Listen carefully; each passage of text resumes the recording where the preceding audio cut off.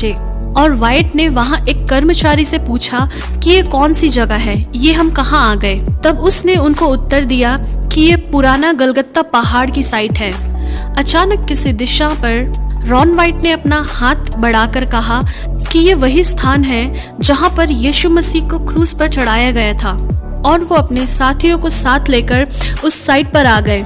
वहाँ के अधिकारियों के परमिशन के साथ उन्होंने उस साइट पर खोदने का काम स्टार्ट किया और अपने रडार में उन्हें ये पाया कि वहाँ पर लगभग 18 फुट का एक बड़ी चट्टान जमीन के नीचे पाया। वे जब खोदते गए तो उनको एक गुफा जैसा कुछ दिखाई दिया और वहाँ के कर्मचारी जो वहाँ खोदने का काम करते थे वे उस गुफा के अंदर गए और वे डर के मारे वहाँ से भागने लगे, क्योंकि उन्होंने वहाँ जो देखा वो नजारा बहुत गंभीर था। रॉन वाइट ने उन लोगों को अपने पास बुलाकर पूछा कि तुम लोग क्यों भाग रहे हो बिना पैसे लिए। तब वो इब्री कर्मचारियों ने कहा कि हमने वहाँ वाचा का संदूक को देखा है। तब रॉन वाइट उस गुफा के अंदर प्रवेश किया और जब उन्होंने आंख उठाकर देखा तब उन्हें एक अद्भुत दृश्य दिखाई दिया और उस दृश्य को देखने के बाद वे तुरंत नीचे गिर गए। रॉन वाइट के बेटे ने बड़ी ही मुश्किल से उन्हें बाहर निकाला। अगली बार रॉन वाइट बड़ी तैयारी के साथ उस गुफा में प्रवेश किया तो उन्होंने उस गुफा के अंदर वाचा का संदूक देखा, जिसके द्वारा मूसा के समय परमेश्वर इजरायलियों के बीच में अपनी उपस्थिति को प्रकट करते थे। फिर रॉन वाइट ने अपने अनुभव शेयर करते समय बताया कि उन्होंने जब वो संदूक करीब जाकर देखा तो 4 स्वर्गदूत उस संदूक के चारों ओर खड़े देखा और उसमें से एक स्वर्गदूत रॉन वाइट से बातें करने लगे। हम 4 मूसा के समय से लेकर अब तक वाचा के संदूक की रखवाली कर रहे हैं। फिर रॉन वाइट ने ये देखा कि उस वाचा के संदूक के ऊपर डामर जैसा कुछ दिखाई दिया और रॉन वाइट ने उस डामर जैसी चीज को वहाँ से निकालकर रिसर्च सेंटर में ले गए। तो रिसर्च के द्वारा ये पता चला कि वो इंसान का खून है जो कई अरसा पुराना होने के कारण सूख चुका है। इस वजह से रिसर्च सेंटर वालों ने कहा हम इसके बारे में ज्यादा जानकारी नहीं दे पाएंगे क्योंकि उस खून का सारा सेल डेड हो गया होगा।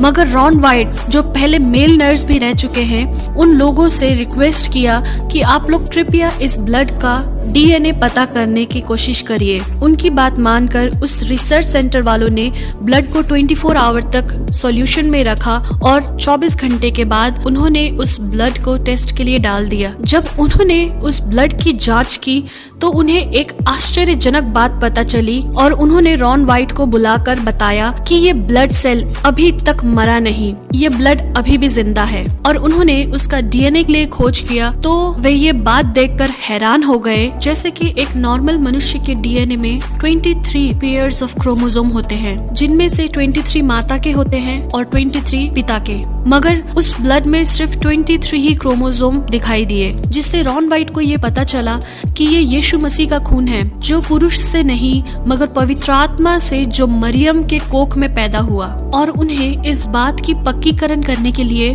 उस वाचा के संदूक के पास फिर से गए और वो जांचने लगे कि वो खून कैसे उस वाचा के संदूक के ऊपर आया। उसी खोजबीन के दौरान उन्हें ये देखने को मिला कि जहाँ वाचा का संदूक रखा गया था उसी स्थान के ऊपर गुफा में एक दरार दिखाई दिया। उस दरार में भी वैसा ही सूखा ब्लड उन्हें देखने को मिला और मालूम हुआ कि वो ब्लड ऊपर से ही बहता आया है। इसके द्वारा उन्हें ये पता चला कि इसके ऊपर वो स्थान है जहाँ पर यीशु मसीह को क्रूस पर चढ़ाया था। और यीशु मसीह की मृत्यु के समय बाइबल में लिखी हुई उन बातों को रॉन वाइट ने याद किया कि धरती डोल गई और चट्टानें तड़क गई। ऐसा वचन मत्ती 27 के 41 में लिखा है। ये वो दरार था जो यीशु के समय में हुआ था, जिसके द्वारा यीशु का लहू बहते हुए उस वाचा के संदूक के ऊपर गिर गया। और उनके हिस्टोरिकल स्टडीज के दौरान उन्हें मकाबिस के किताब से ये लिखा मिला कि यिर्मयाह नबी ने परमेश्वर का संदूक एक गुफा के अंदर छुपाया था। इस किताब को पढ़ने के बाद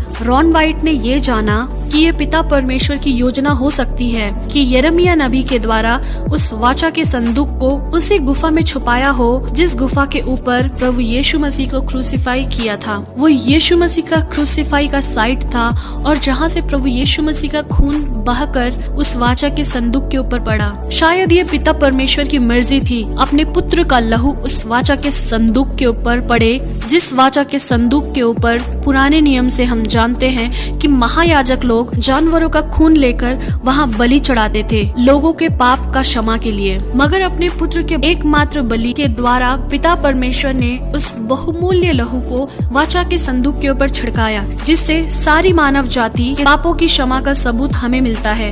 प्रियो, ये बात रॉन वाइट सारे मसीहों को बता नहीं पाए, उनका देहांत हो गया। मगर रॉन वाइट ने जो बाइबल की खोज किया है वो सब हम उनकी वेबसाइट में देख सकते हैं। शायद हमें इसका पक्का सबूत ना भी मिले, मगर मैं एक बात जरूर विश्वास करती हूँ और आप लोगों को ये बताना चाहती हूँ कि हमारे प्रभु यीशु मसीह का लहू आज भी जीवित है, क्योंकि इब्रानियों की पत्री में लिखा है, नई वाचा के मध्यस्थ यीशु और छिड़काव के उस लहू के पास आए हो जो हाबिल के लहू से भी उत्तम बातें करता है। हाँ मेरे प्रियो, हमारे प्रभु यीशु मसीह का लहू हाबिल के लहू से भी उत्तम बातें करने वाला है, जो आज भी जिंदा है। और उसी लहू आपको और आपके घर वाले को इस महामारी के बीच में